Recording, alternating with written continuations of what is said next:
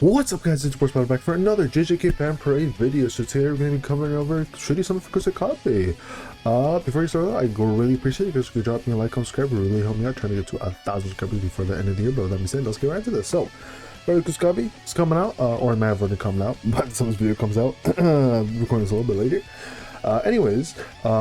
He's new and getting 2 new recollection bits. So we're getting one from the event. So there's going to be map event battle, you know. Same old thing with lottery and all that. You will get a free 10 roll from, I think we're sitting box 7 or box 6, one of those two. And then, of course, we're also going to be getting a brand new recollection bit for Kusakabe's banner. And yeah, now let's take a look at what Kusakabe does, because apparently he's considered a really good character for the yellow team. Which is kind of funny because there's already like a ton of great characters for the yellow team, so it's like, oh wow, let's just chuck another one on there, huh? Alrighty then. But for skill 1 here, was it a level 1? You deal 97 physical or melee physical damage to 1 enemy. You recover your cursed energy by 5. So basically like the same thing that Shoko does. So that's pretty cool. And then level 10 is just 150 melee physical damage, and then cursed energy still stays the same. So you could literally just leave this at level 7 and you're fine. You know, no bother to level it up any higher to level 10. Skill 2, new shadow style, simple domain.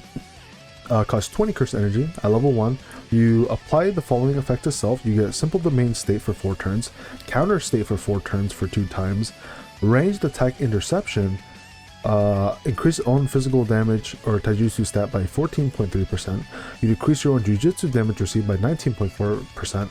You nullify enemy's domain continuous effect, overwrite turn duration when reactivated, and then if simple domain state is no longer applied, all effects will be removed.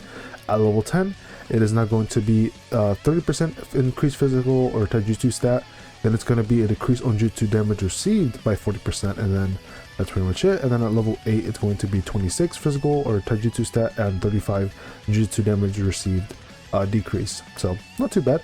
There's a change version of it though, which is quite interesting. So let's take a look at that. So the changed skill 2.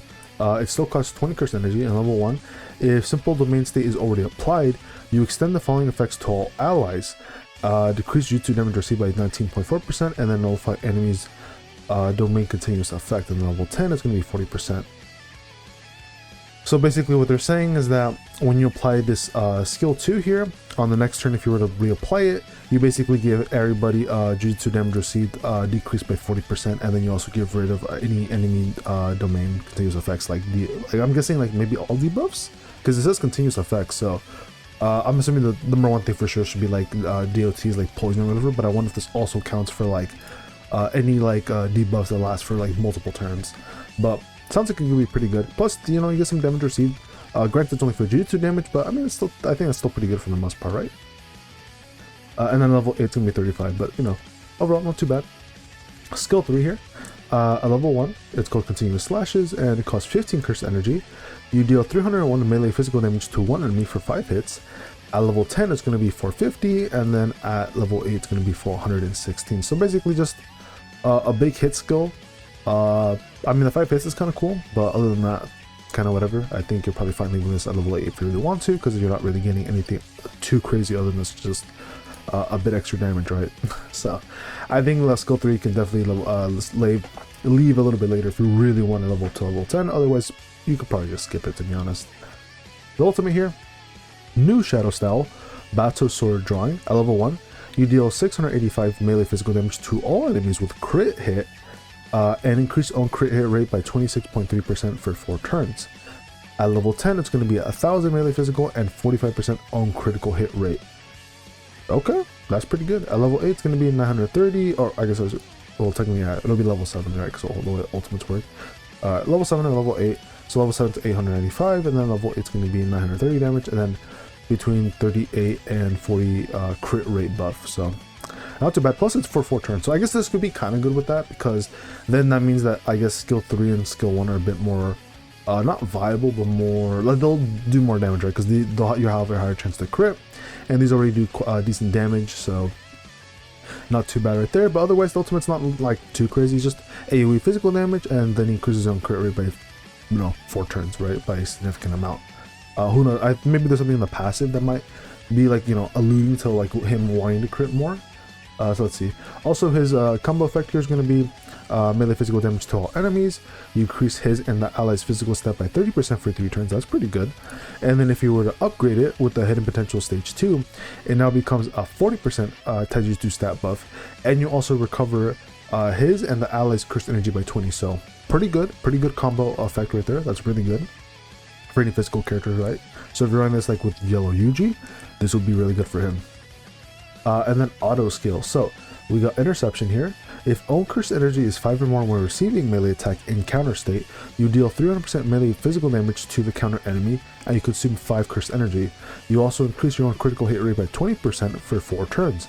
And if you were to use the ultimate, you basically get at level 10 specifically, you would get 65 crit rate. So this guy's going to be critting like non-stop basically pretty easily, so that's pretty cool. And then simple domain. If own curse energy is 5 or more and own HP is 10% or more when receiving a ranged attack in ranged attack interception state, which is basically doing skill 2. You decrease own ranged damage received by 50%. That's really good.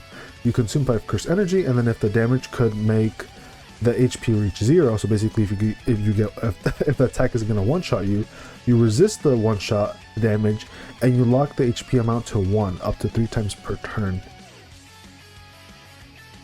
Up to 3 times per turn. Huh. Wait, doesn't that mean that this guy basically will literally just not die as long as simple domain is active basically?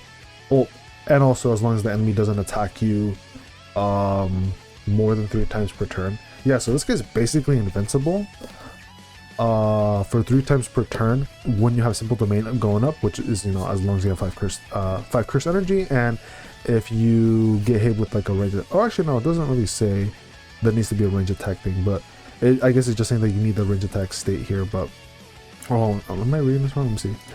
Okay, never mind. I'm reading it wrong. So yeah, just as long as you get simple domain, this is basically what it's giving you. And yeah, the only thing that could kill you though is poison. Poison could kill you if you get hit 3 times, and then it goes on to your turn. Then that could probably kill you. But for the most part, as long as you basically don't get hit more than 3 times, and as long as you don't like any deep like poison or whatever, Kusakabe will pretty much be like invincible from what it sounds like. So that's pretty cool. Okay, and then cover.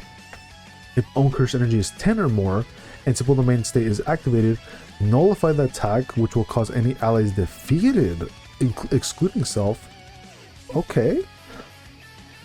Consumes 10 curse energy and sacrifice 20% HP. This HP loss won't cause the character to be defeated for 3 turns of cooldown. The effect won't be activated if self is receiving attack notification.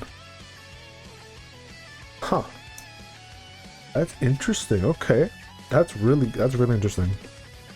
So basically, as long as you have 10 or more curse energy, you have simple domain stay active, which is basically just you pop skill 2. Any ally that's going to get one shot or killed will stay alive as long as you have enough curse energy, which is 10 or more. But Kusakabe will also lose 20% of his own HP. And you can only do this every 3 turns, or I guess 4 turns, right? Because you have to wait 3 turns, and then after 3 turns are over, then you can have this free, like, my allies won't die ability. The only thing to note though with this though is that if you do have attack nullification, then you won't get this really sweet passive where you can save one of your allies every 3 turns from dying. So you can't be like, oh, let me just put attack nullification on Kusakabe with maybe Junpei, or, well, actually I don't think you can do that, but you know, with any other character recollection, right? And then that way he won't sacrifice his own HP or whatever, right? That won't be the case, but like you can't do that because he has to be able to be hit as, or not, he doesn't have to be hit, but he just has to make sure that he doesn't have attack nullification. Then that way he can basically save another ally. But that is very good. So he's able to basically not die himself, and he's also able to basically protect allies as well from not dying. So that's really cool. And last one here, critical hit enhancement. So when critical hit is performed, you increase own critical hit count by 1. You increase all allies damage dealt by 45% for 3 turns. Override turn duration when reactivated, only for yellow type characters. Up to 150% with 8 counts. Each count will increase an additional damage dealt by 15%. Skills with multiple hits are counted as single attack.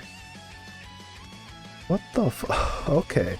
So this guy is literally more of a, my skills are kind of mediocre, or like not super crazy, but my passives are like insane. So that, okay, now I can see what, because like first I was like, he seems okay, and now that I look at the rest of his kit here with the auto skills, now I can see why this motherfucker is so good apparently. Now I can see why he's so good.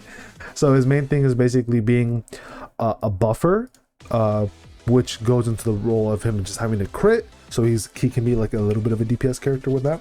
So he's kind of like a sub DPS character, like a tiny bit, but he's basically, his main thing is being a buffer, up to 150% damage dealt for all allies, and you basically just have to crit, which is kind of crazy. He's able to keep your allies from dying, and at least every 3 turns, and then he's also able to basically be immortal for as long as he doesn't get hit more than like 3 times per turn, and as long as you have his simple domain up, and as long as you have cursed energy up, which shouldn't be too difficult because there are some recollection bits and other characters that'll basically make that pretty easy to, like, you know, not worry about. So yeah. This guy seems really good. I was kind of thinking a little bit too, especially with the combo skill, because I'm like, for the yellow team, you can run Sukuna because he's a really good yellow DPS character, but then I'm like, as we're seeing this, and I'm like, well, this is kind of better if you're running like yellow zone Yuji, right? Which is still like a really good yellow DPS character, but I mean, you could still for sure totally run this with Sukuna, like run Kusakabe, like he's still work really well because he's just doing like generically like really useful stuff for the team, like free damage, and then also protection, which, and you know, some cases, you know, you might want this, you might want the protection, right? And the counter is kind of cool, right? It's like extra damage he can do. So yeah, overall, really good unit, like really good. I really like what he's doing. It's very unique with how he's kind of like all reliant on his passives and all that. But yeah, I think he's a really good character. So for sure, like if you were interested in him, I don't think it would be a bad idea to summon for him.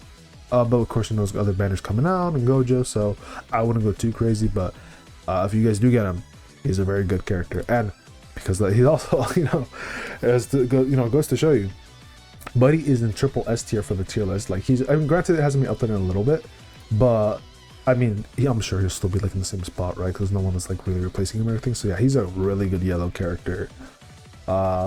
Definitely, I guess you can kind of run him as a bit of a staple for the for like the yellow team, especially heck, you'd even be better with Shoko. That way she could heal him, and you could even worry less about that. Or if you really wanted to, you know, if maybe you don't have Shoko, you can still rely on, like, you know, him being your damage buffer, but also still, you know, because he does give protection for the team.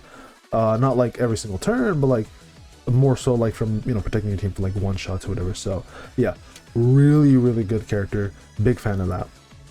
As well as take a look at the recollect bit. So this is going to be the summonable one on his gacha banner. So we have the first the first skill here.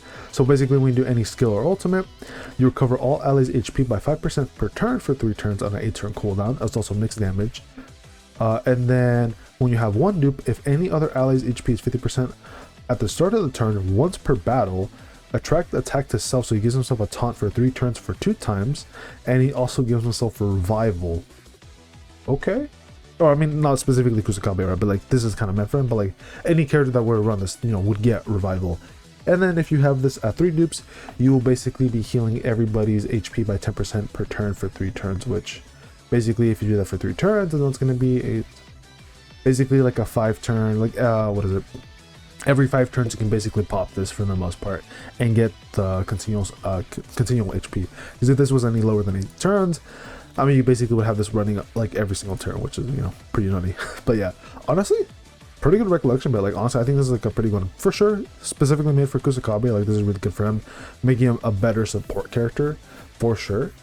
But yeah, I mean, it just generally seems really good for any characters that can like tank hits, and then also just gives free healing for the team. Now it's not a lot, but I mean, 10% every turn for 3 turns is still pretty good. So definitely think it's like at least the S tier recollection mate, in my opinion.